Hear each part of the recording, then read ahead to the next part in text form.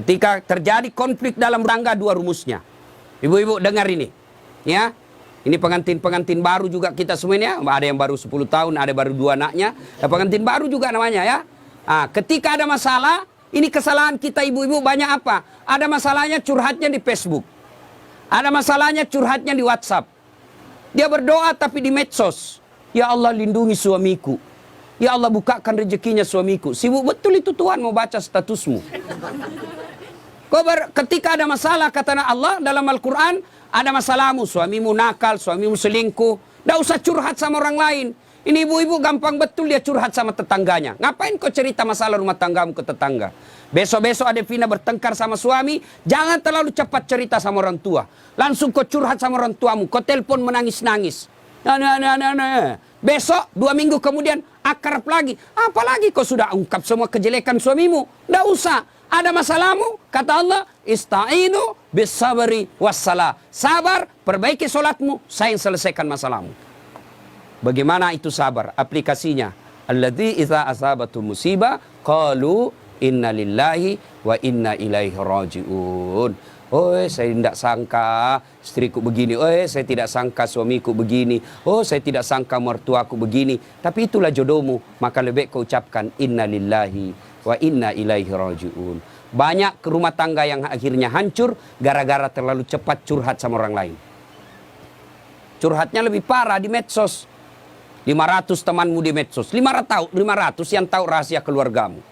Tidak usah kau cerita sama orang lain. Tidak mungkin dia cerita saya Ustaz. Dia masih sepupu saya.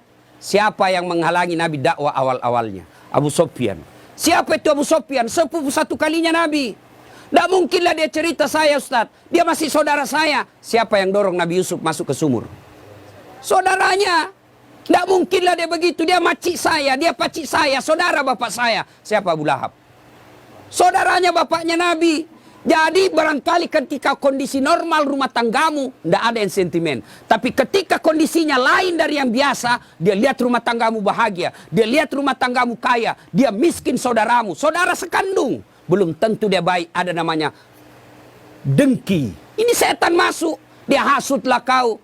Ketika situasinya lagi labil emosimu, kau tidak stabil marahmu, datang saudaramu belum tentu niatnya baik, dia mau sama nasibnya sama kamu, susah juga rumah tanggamu, maka dia hasut kau yang tidak benar.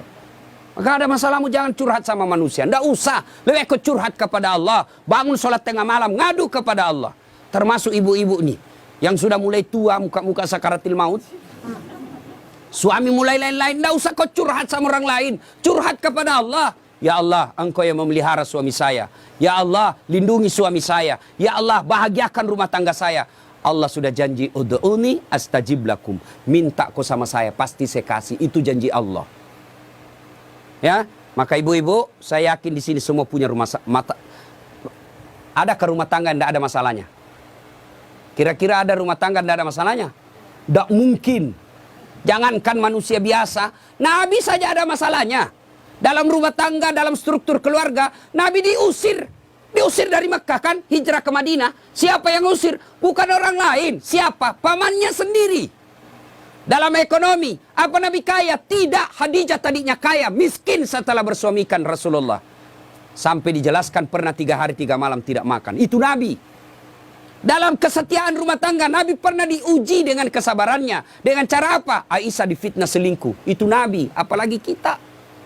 Ada yang bilang sama Ustaz, hebat betul rumah tangganya. Kenapa? Bahagianya rumah tangganya. Kenapa kau tahu? Itu foto-fotonya di Facebook, romantisnya. Ya itu foto di Facebook berapa menit kita bisa bikin.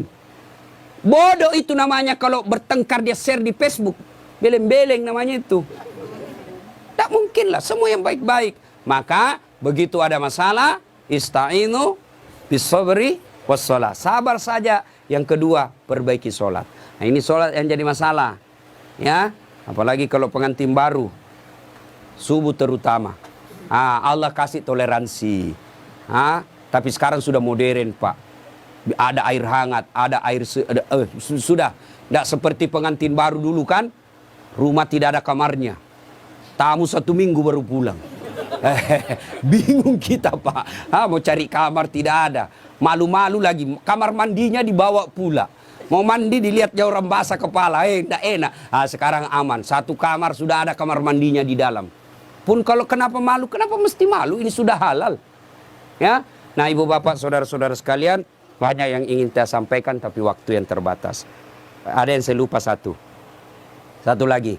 Adinda Ali, besok-besok kalau marah jangan gampang bilang talak. Ini dengar semua laki-laki. Ya, marah jangan gampang bilang talak. Misal kau bertengkar langsung kau bilang saya talak kamu, jatuh talak satu. Artinya masih boleh campur. Damai malamnya masih boleh campur. Tapi ketika kau bilang saya talak kamu, 5 menit kau banting pintu saya talak kamu, jatuh talak 2. Artinya kamu tidak boleh campur sebelum nikah ulang. Panggil 2 saksi, ibu bapaknya, ada mahar, ijab kabul, baru boleh campur. Nikah ulang. Kalau kau tidak nikah ulang campur, sama hukumnya kau berzina. Bagaimana kalau dia saya talak kamu? 5 menit kemudian saya talak betul kau. Keluar dari rumahnya dia banting pintu, saya talak kau cilaka. Jatuh talak 3. Artinya apa? Harus cerai dulu baik-baik. Lalu dia nikah dengan dia menunggu 3 bulan, lalu menikah dengan laki-laki lain. Ternyata tidak cocok, dia cerai dengan laki-laki tersebut. Kau harus menunggu lagi 3 kali haid, baru kau nikah kembali. Hati-hati bilang talak. Bagaimana kalau perempuan bilang talak? Talaka, talaka, talaka, talaka, talaka, talaka. Biar sampai di atas pantatnya. Kenapa? Kenapa hak talak ada pada laki-laki, bukan sama perempuan, ya? Maka bapak ibu yang gampang-gampang, ibu bapak-bapak yang gampang marah, jangan kau gampang bilang talak. Marah bagaimanapun jangan bilang talak. Kalau dia bilang istrimu antar, kasih kembali saya ke rumahku. Oke, saya kembalikan kau ke rumahmu, saya ikut ke mertuaku. Anda jangan masalah seperti itu ya. Besok-besok Ali cari harta, jangan menghalalkan segala cara. Tapi insya Allah, saya tahu betul ini PJ atau Ali sangat disiplin dalam soal halal atau haram. Insya Allah. Demikian, mudah-mudahan ada manfaat. Sebelum kita akhiri, mari kita kirimkan suratul Fatihah kepada Rasulullah Muhammad SAW. Khasiat dan keutamannya kita ikhlaskan untuk kedua mempelai. Mudah-mudahan menjadi keluarga sakinah mawaddah warahmah, diperkumpulkan bukan cuma di dunia, tapi insya Allah sampai di akhirat kelak.